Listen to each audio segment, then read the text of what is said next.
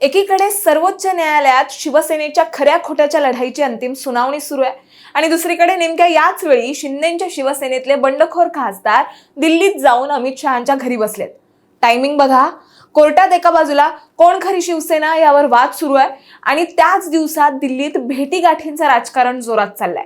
शिंदेच्या शिवसेनेत गेलेल्या बंडखोर खासदारांनी पुन्हा एकदा अमित शहांची भेट घेतली आहे. तर ही या दोघांमधली दुसरी भेट असून या भेटीमुळे ऑपरेशन टायगर भाग 3 पुन्हा चर्चेत आलाय. त्यामुळे ठाकरेंचा पक्ष पुन्हा फुटणार का, असा देखील प्रश्न या निमित्ताने उपस्थित झालाय.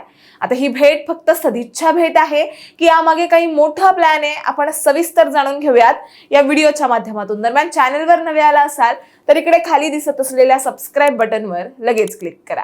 तर घडलं असं, शिंदे सेनेचे खासदार श्रीकांत शिंदे यांच्यासह पक्षाच्या इतर खासदारांनी नुकतीच केंद्रीय गृहमंत्री अमित शहा यांची भेट घेतली आहे. मात्र या भेटीमागचं नेमकं कारण अद्याप समोर आलेलं नाहीये. ठाकरेंच्या शिवसेनेतून 6 खासदार शिंदेच्या शिवसेनेत आल्यानंतर राज्यात ऑपरेशन टायगरचा पुढचा टप्पा सुरू होणार का, अशी चर्चा या भेटीनंतर वाढली आहे. या भेटीत श्रीकांत शिंदेसोबत नरेश म्हस्के, ओमराजे निंबाळकर, नागेश पाटील आष्टीकर, संजय दिना पाटील आणि नुकतेच शिंदे सेनेत आलेले हे व विधान परिषदेचे उपसभापती बनलेले सचिन अहिर यांचाही समावेश होता. श्रीकांत शिंदे यांनी स्वतः सोशल मीडियावर पोस्ट करत ही सदिच्छा भेट असल्याचं आणि यावेळी केंद्रीय मंत्री पियुष गोयल हेही उपस्थित असल्याचं सांगितलं. विशेष म्हणजे ठाकरे सेनेत फूट पडल्यापासून अमित शहा आणि शिंदे सेनेच्या खासदारांमध्ये झालेली ही दुसरी भेट आहे. पहिली भेट जुलैमध्ये उपमुख्यमंत्री एकनाथ शिंदे यांच्या नेतृत्वाखाली झाली होती, ज्यात मतदारसंघातील विकास कामांचा मुद्दा मांडण्यात आला होता. दरम्यान नुकतीच झालेली बंडखोर खासदारांची अमित शहा यांच्यासोबत झालेली ही भेट अशा वेळी झाली आहे जेव्हा शिवसेना पक्ष आणि धनुष्यबाण चिन्हाबाबतची सुनावणी सर्वोच्च न्यायालयात सुरू होती. खरं तर शिवसेना पक्ष नाव आणि धनुष्यबाण चिन्हाबाबतची अंतिम सुनावणी सर्वोच्च न्यायालयात 30 जून 2026 पासून सुरू झाली आहे. या सुनावणीत ठाकरे गटाचे ज्येष्ठ वकील कपिल सिब्बल यांनी आमदार म्हणजे पक्ष नाही असा युक्तिवाद मांडला आणि विधिमंडळ पक्ष आणि मूळ राजकीय पक्ष हे दोन वेगळे घटक असल्याचं, तसंच मोठ्या संख्येने आमदार एका पक्षातून दुसऱ्या पक्षात जाणं हे लोकशाहीवरचा मोठा आघात असल्याचं कोर्टात मांडलं. उद्धव ठाकरेंनी अलीकडेच पदाधिकाऱ्यांच्या बैठकीत पक्ष आणि चिन्ह आपल्यालाच मिळेल किंवा मिळालं नाही तर ते गोठवलं जाईल असा विश्वास व्यक्त केला होता. म्हणजे शिंदे गटालाही ते मिळणार नाही असा त्यांचा स्पष्ट दावा आहे. त्यामुळे एकाच दिवशी न्यायालयात चिन्हाची लढाई आणि दिल्लीत खासदारांची भेट हा योगायोग आहे की रणनीती, हा प्रश्न आता चर्चेत आला. आता इथे मुख्य मुद्दा हा आहे की बंडखोर खासदारांनी अमित शहांशी घेतलेल्या भेटीमागचं नेमकं कारण काय. तर या भेटीत अमित शहा यांनी ऑपरेशन टायगर 3 संदर्भात सूचना दिल्याची माहिती असल्याचं झी 24 तास या वृत्तवाहिनीच्या सूत्रांनी सांगितलंय.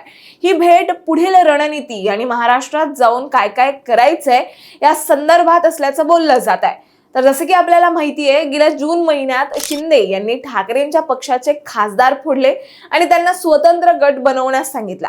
या गटाला लोकसभा अध्यक्षांनी मान्यता दिली. त्यानंतर त्यांनी शिंदेच्या नेतृत्वाखालील शिवसेनेत प्रवेश केला. यात संजय पाटील, संजय जाधव, नागेश पाटील आष्टीकर, संजय देशमुख, भाऊसाहेब वाकचौरे आणि ओमराजे निंबाळकर यांचा समावेश आहे. आता ऑपरेशन टायगर 2 झाल्यानंतर लगेच काही दिवसात ऑपरेशन टायगर 3 होणार असल्याची चर्चा महाराष्ट्राच्या राजकारणात रंगू लागल्या आहेत.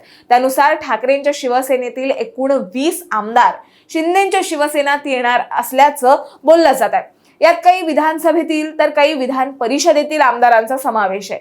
हे आमदार सातत्याने उपमुख्यमंत्री एकनाथ शिंदे यांच्या संपर्कात आहे असं बोललं जात आहे. त्यामुळे आता ऑपरेशन टायगरच्या तिसऱ्या भागात ठाकरेंचे 20 आमदार फुटणार का असा प्रश्न उपस्थित होतोय.